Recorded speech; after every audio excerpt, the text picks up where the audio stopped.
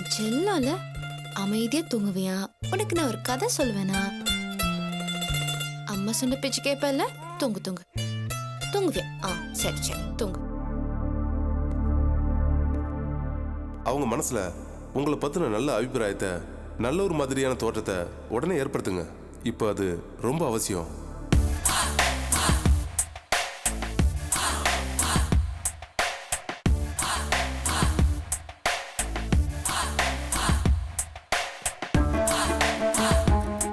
சரி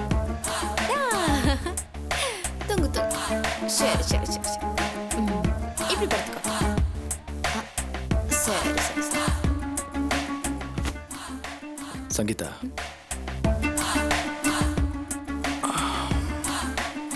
குழந்தை இன்னும் தூங்கலையா?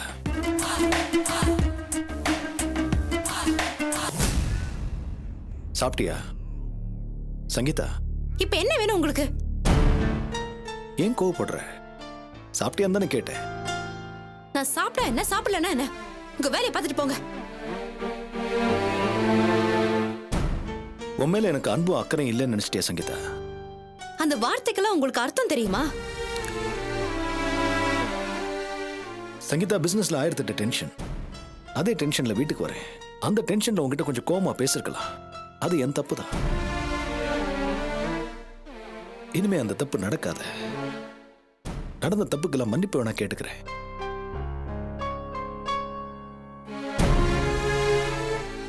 இத பாரு சங்கீதா, ஏதோ கோவத்துல உன்னை அடிச்சிடுவேன், கொன்னுடுவேன்னு பேசிட்டேன். என்ன மன்னிச்சிடுமா? ஒன்னு விட்டா எனக்கு வேற யார் இருக்கா சொல்லு. எதையும் மனசுல வச்சுக்காத. நீ இந்த மாதிரி விட்டேத்தியா இருந்தா எனக்கு ரொம்ப கஷ்டமா இருக்கு. தயவு செஞ்சு புரிஞ்சுக்கோ. திரும்பவும் சொல்றேன், இனிமே தப்பு நடக்காத. என்ன மன்னிச்சிடுமா? மன்னிச்சிடு சங்கீதா. டேய் பாஸ்கரா, நீ ஏன்டா அவகிட்ட மன்னிப்பு கேட்கணும்? நீ ஆம்பளடா. நீ என்ன தப்பு பண்ணாலும் பொட்டச்சி பொறுத்துக்கிட்டு தான் போனோம். சும்மா இருடா. சீ, உனக்கு ஒரு விவரமும் புரிய மாட்டேங்குதுடா. நீ இப்படி இறங்கி வந்தேன்னு வச்சுக்கே, நாளைக்கு உன் தலை மேல ஏறி உட்காந்துட்டு ஆடுவாடா.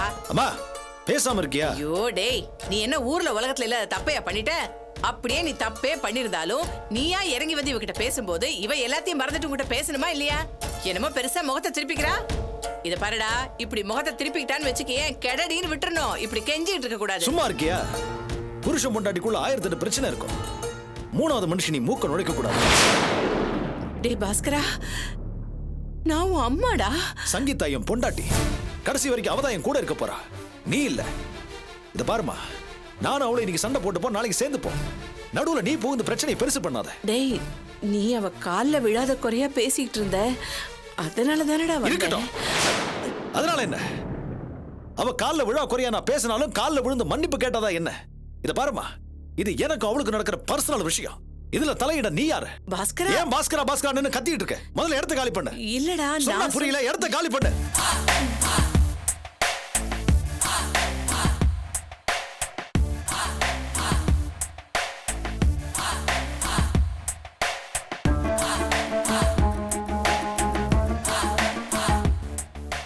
சாரி சங்கீதா, என் மேல இருக்கிற கோவம் தீர்ந்திருக்காதுன்னு எனக்கு தெரியும். இதுல அம்மா வேற நடுவில் வந்து ஏதோ பேசிட்டு போயிட்டாங்க. எதையும் மனசுல வச்சுக்காத. சாரி.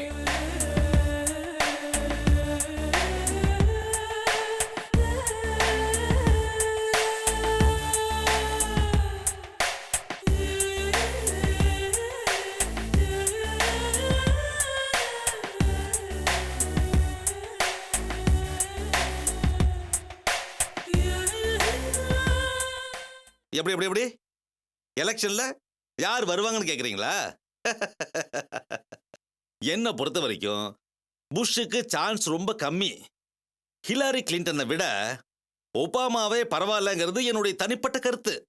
ஸோ கூட்டி கழிச்சு பார்த்தா ஒபாமா தான் ஜெயிப்பான்னு நினைக்கிறேன். யோ, நான் நீ ஜெயிப்பியான்னு கேட்டேன்யா. ஓ, நீங்க லோக்கல் பாலிடிக்ஸ் பத்தி கேக்குறீங்களா? நான் சர்வதேச அளவில் சிந்திக்கிற சிந்தனையால தான் இருக்கிறதுனால அமெரிக்க அதிபர் தேர்தல் மனசுல ஓடிட்டே இருந்துச்சு. அதான் டக்குன்னு நீங்க கேட்ட உடனே அதை சொல்லிட்டேன். நம்ம தொகுதியில யார் ஜெயிப்பாங்கன்னு கேக்குறீங்க, அப்படித்தானே? இதுல உங்களுக்கு என்னங்க சந்தேகம்? நான் போன் பேசிக்கிட்டே ஜெயிச்சிருவேன்ல. சுமார் 4.5 லட்சம் வாக்குகள் வித்தியாசத்துல நான் வெற்றி பெறுவேன். யோ, உன் தொகுதியோட மொத்த ஓட்ட 4 லட்சம் தானே? அப்படியா? யாரோ தவறான புள்ளி விவரம் கொடுத்துட்டாங்க. 4 லட்சம் ஓட்டா இருந்தா என்ன, நிச்சயமா 3.25 லட்சம் ஓட்டு வித்தியாசத்துல நான் ஜெயிப்பேன். இப்ப உங்களுக்கு ஓகே தானே? சரி, அப்புறம் பேசுறேன். படுவாவி பசங்க புள்ளி விவரம் கேட்டு என்ன கொல்றானுங்க. ஏன் இப்படி பண்ணீங்க? எப்படி பண்ண? போனை வச்சது ஒரு தப்பா? பேசி முடிச்சிட்டேன், போனை வச்சேன். நான் அதை கேட்கல. ஆனந்திக்கு இவ்வளவு பெரிய கொடுமை பண்ணிருக்கீங்களே, அது அநியாயமா இல்ல? ஏய், என்னடி அத நானா பண்ண? பின்ன வேற யார் பண்ணது? ஏண்டி, அந்த லூசு தாங்கையில தான் பேனாவும் பேப்பர் இருக்கிற தைரியத்துல எல்லாரையும் பத்தி கண்ணா பின்னான்னு எழுதி ஒட்டுமொத்த பேரோட விரோதத்தையும் சம்பாதிச்சு வச்சிருந்தா. இதுல யார் எவனை ஏற்பாடு பண்ணி தட்டினானோ? எல்லா விஷயமும் தெரிஞ்சுதான் பேசுறீங்களா? ஏய், விஷயம் ஊருக்கே தெரியும்டி. இத பாரு, ஆனந்தி மாதிரி இப்படி வால் முளைச்சு அலைஞ்சா இப்படித்தான் நடக்கும். எல்லாரும் என்ன போல பொறுமையா இருப்பாங்களா? எவனுக்கோ எரிச்சல் வந்திருக்கு, தட்டிட்டான். நிச்சயமா இதை நீங்க பண்ணலையா? என்ன பேசுற நீ?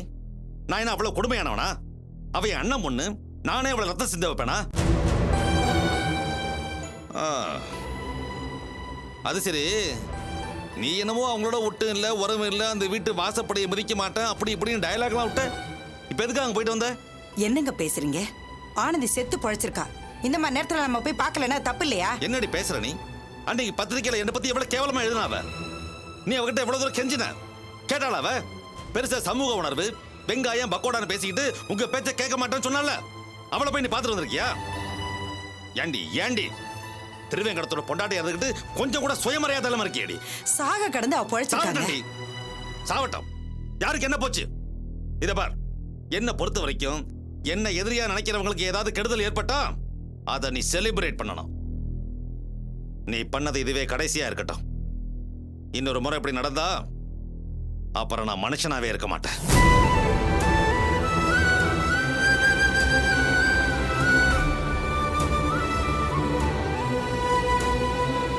கவலைப்படாதீங்க அத்தை. மாமா குணம் தான் உங்களுக்கு தெரியுமே, விட்டு தள்ளுங்க. சரி, இப்ப ஆனந்திக்கு எப்படி இருக்கு? பரவாயில்லம்மா, உயிருக்கு ஆபத்து இல்ல. ஆனா எழுந்து நடக்க இன்னும் 2-3 மாசம் ஆகுமா. ஐயோ, கல்யாணம் ஆக வேண்டிய பொண்ணு. அவளுக்கு இப்படி ஒரு நிலைமையை நினைச்சா வருத்தமா இருக்கு.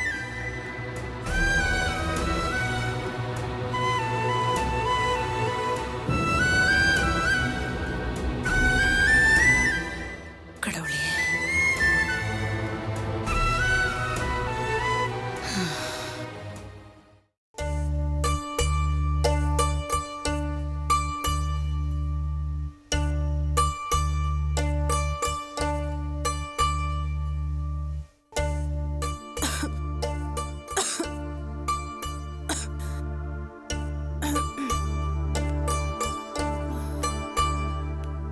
ஆனந்தி, பசிக்குதா? சாப்பிட்றியா? 1 minute.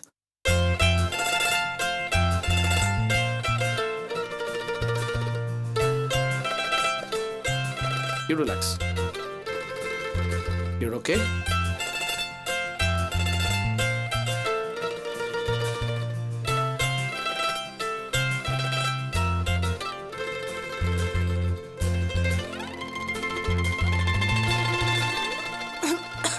Hey, 1 minute. Relax.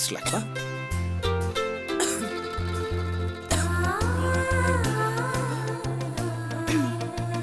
இந்தா. மெதுவா. You're all right?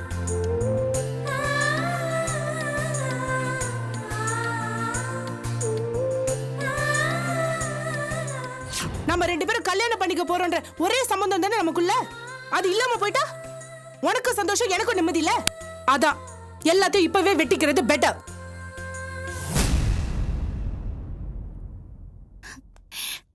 அப்புறம் அம்மா, டாக்டர் சொல்றத பார்த்தா ஆனந்திக்கு சீக்கிரமா குணமாயிடும்னு நினைக்கிறேன். அவ சீக்கிரம் எழுந்துச்சு பழையபடி நடந்தா போதுமா. உள்ள போ.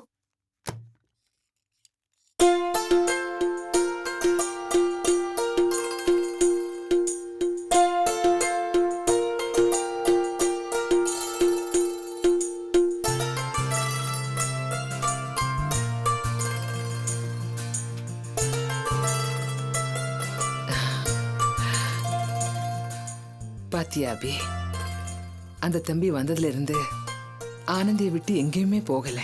பக்கத்திலே இருந்து எல்லா பணிவிடைகளும் செஞ்சு கவனமா பாத்துக்கிட்டு இருக்காரு. என் மனசுல ஆனந்திய பத்தின கவலை நிறைய இருந்தது. இப்போ எனக்கு நம்பிக்கை வந்துடுச்சு. இனி அவளை பத்தி நாம கவலைப்பட வேண்டிய அவசியமே இல்லை. இதுக்கு முன்னாடி நாம எத்தனையோ தடவை இவங்க 2 பேரையும் சேர்த்து வைக்கணும்னு பேசி முடிவெடுத்து தட்டி போயிடுச்சு. ஆனா இந்த முறை எல்லாமே நிச்சயமா நல்லபடியா நடக்கும். அந்த நம்பிக்கை எனக்கு வந்துடுச்சு. ஆனந்துக்கு இந்த தம்பியை விட பொருத்தமா வேற ஒரு துணை நிச்சயமா அமையாதும்மா. நீ என்ன சொல்ற? உண்மைதாம்மா. ஆனந்திய புரிஞ்சுக்கிட்ட ஆளா, பொறுமையான ஒருத்தரா, எல்லாத்துக்கும் மேல அவளை முழுமையா நேசிக்கிற ஒருத்தர்னா அது கார்த்திகா தான் இருக்க முடியும். கார்த்திக் ரொம்ப பொறுமைசாலிமா. ஆனந்தி நல்லவளா இருந்தாலும் சில சமயம் அவளோட வார்த்தைகள் ரொம்ப கூர்மையா இருக்கும். அது அடுத்தவங்களை காயப்படுத்திடும். அதெல்லாம் புரிஞ்சுக்கிட்டு ஒத்து போற குணம் உள்ள ஒருத்தர் தான் ஆனந்திக்கு துணையா இருக்க முடியும். அப்படி பார்த்தா ஆனந்திக்கு கார்த்திக் தான் எல்லா விதத்திலையும் பொருத்தமான ஆளு. ஆமாம்மா, அந்த தம்பியோட குணத்துக்கு ஆனந்திக்கு நிச்சயமா அவர் பொருத்தமா இருப்பாரு. இனி அவங்களுடைய வாழ்க்கை சந்தோஷமா தான் இருக்கும். ஆமாம்மா.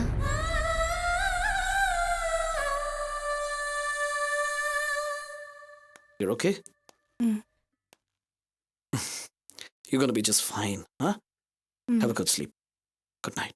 சீக்கிரமா ஆனந்திக்கு குணமான உடனே ஒரு நல்ல நாளா பார்த்து அவங்க 2 பேருக்கும் கல்யாணம் பண்ணி வச்சிடலாமா? ஆமா. ஹலோ, என்ன இங்கே நின்னுட்டீங்க? இல்ல, டாக்டரை பார்க்க போயிருந்தோம். ஆனந்தி சீக்கிரமா ரெக்கவர் ஆயிடுவான்னு சொல்றாங்க. I'm sure she will. சரி, நீங்கெல்லாம் டயர்டா இருப்பீங்க. வீட்ல போய் ரெஸ்ட் எடுங்க. நான் தான் இருக்கேன்ல, நான் இல்ல, அப்படி ஒண்ணும் பாத்துக்கிறேன். இல்ல, எனக்கு ஒன்றும் டயர்டா இல்லையே. இதை பாருங்க அபி, நீங்க இப்ப சாதாரண ஆள் இல்ல. டிஜிட்டல் வேலி ப்ராஜெக்ட் எவ்வளவு பெரிய ப்ராஜெக்ட்னு எனக்கு தெரியும். நீங்க அதை கஷ்டப்பட்டு பண்ணிட்டு இருக்கீங்க. You concentrate on that. நான் பாத்துக்கிறேன், நோ ப்ராப்ளம். இல்ல பரவாயில்ல, உங்களுக்கு எதுக்கு சிரமம், நாங்க பாத்துக்கிறோம். இல்ல அபி, சொன்னா கேளுங்க ப்ளீஸ். நீங்க கிளம்புங்க. அபி போட்டோம், நீங்களும் கிளம்புங்க, நான் பாத்துக்கிறேன். ஐயோ, நீங்க தான் முக்கியமா ரெஸ்ட் எடுக்கணும். Enough problems you have. நான் ஆனந்தியை பாத்துக்கிறேன். நீங்க வீட்டுக்கு போய் ரெஸ்ட் எடுங்க. நாளைக்கு வந்தா போச்சு. என்ன இப்ப? சொன்னா சரிம்மா, கேளுங்க. அவர் சொல்றதே கேட்கலாம். நீ போய் ரெஸ்ட் எடு, உனக்கு தான் ரெஸ்ட் வேணும். சரி, இந்த ஃப்ரூட்ஸை ஆனந்திக்கு கொடுங்க. பிரெட்டும் வாங்கியிருக்கேன். ஓகே, நாங்க புறப்படுறோம். மாமா போலாம். போயிட்டு வரேம்மா.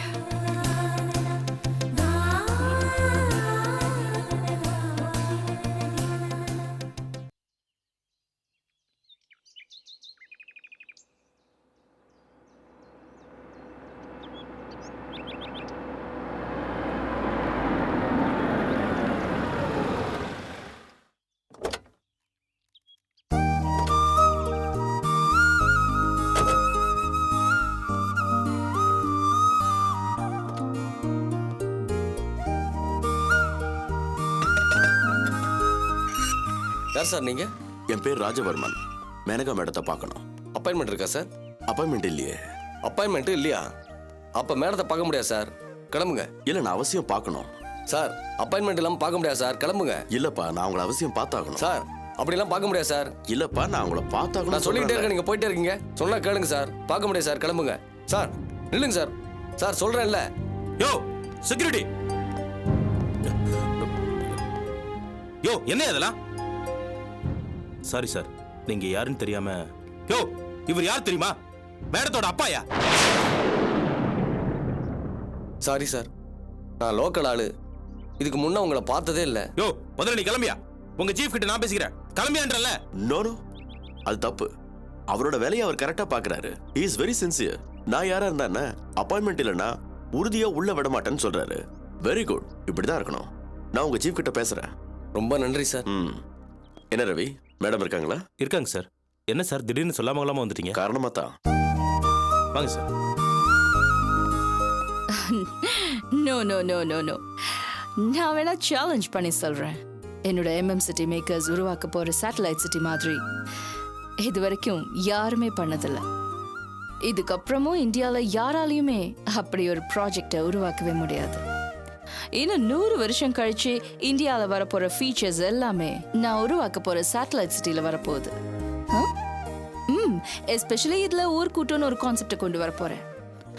ஃபார் எக்ஸாம்பிள் இந்தியாவில் இருக்கிற villages, especially rural side, Thanjavur, Madurai, Palakkad, இந்த பகுதிகளில் உள்ள கிராமங்களை கூட இந்த சேட்டலைட் சிட்டியில் நான் கொண்டு வர போகிறேன். ஆமாம், இது வரைக்கும் வராத கான்செப்ட் இது. ஆஹா, இதுக்கு மேலெல்லாம் சொல்ல மாட்டேன். நீங்கள் காப்பி அடிச்சிட போகிறீங்க. உங்க ஊர் கூட்டத்துல எனக்கு ஒரு இடம் கிடைக்குமா? ஓ டாடி, என்ன டாடி சர்ப்ரைஸா இருக்கு. இப்படி வந்தா தானே என் பொண்ணு என்ன பண்றான்னு எனக்கு தெரியும். நீங்க வரீங்கன்னு ஒரு வார்த்தை எனக்கு முன்னாடி சொல்லிருந்தீங்கன்னா நான் ஏர்போர்ட்டுக்கு வந்திருப்பேனே. இப்ப எப்படி வந்தீங்க? அதாவது நான் மேனகாவோட அப்பாவா ஆர்ப்பாட்டமா வர விரும்பல. இவர் என்னுடைய பழைய நண்பர் ராமசுப்ரமணியம், இவர் கார்ல தான் வந்தேன். ஓ வணக்கம் சார். வணக்கம்மா. இருந்தாலும் டாடி, நீங்க சர்ப்ரைஸ்னு சொல்லி இந்த மாதிரிலாம் பண்ணிருக்க கூடாது. அதான் சொன்னேனம்மா, என் பொண்ணு என்ன பண்றான்னு நான் பார்க்க வேண்டாமா? அதான். நான் சரியா தானே பிசினஸ் பண்ணிட்டு இருக்கேன். பிசினஸ்லாம் சரியா தான் பண்ணிட்டு இருக்க. ஆனா உன்னை பத்தி உனக்கு அக்கறை இல்லையே. என்ன டாடி சொல்றீங்க? நீ இந்தியாவுக்கு வந்ததுல இருந்து உனக்கு என்னென்ன ஆபத்துக்கள்லாம் வந்தது, அதுல இருந்து நீ எப்படிலாம் தப்பிச்ச, இந்த விஷயங்கள் எல்லாமே எனக்கு தெரியும், இன்னைய தேதி வரைக்கும்.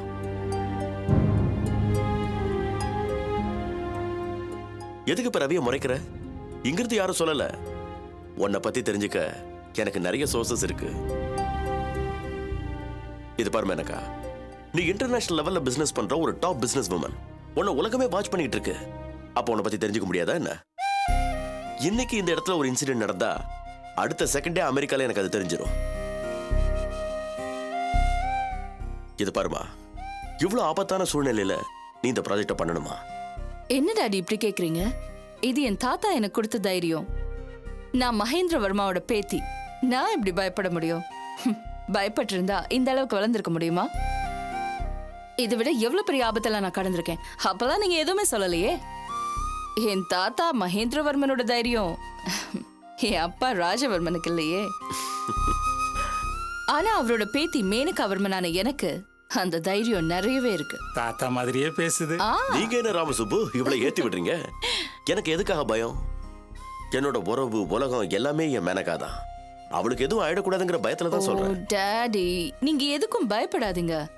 எனக்கு எதுவும் ஆகாது. You just relax. எனக்கு எந்த ஆபத்தும் வராது. நான் பத்திரமா தான் இருப்பேன். ஓகே? அப்புறம் சொல்லுங்க, உங்க பிசினஸ்லாம் எப்படி போயிட்டு இருக்கு? நல்லா போயிட்டு இருக்குமா. நீ இல்லாத குறைதான். நான் சீக்கிரமா வந்துடுறேன் டாடி.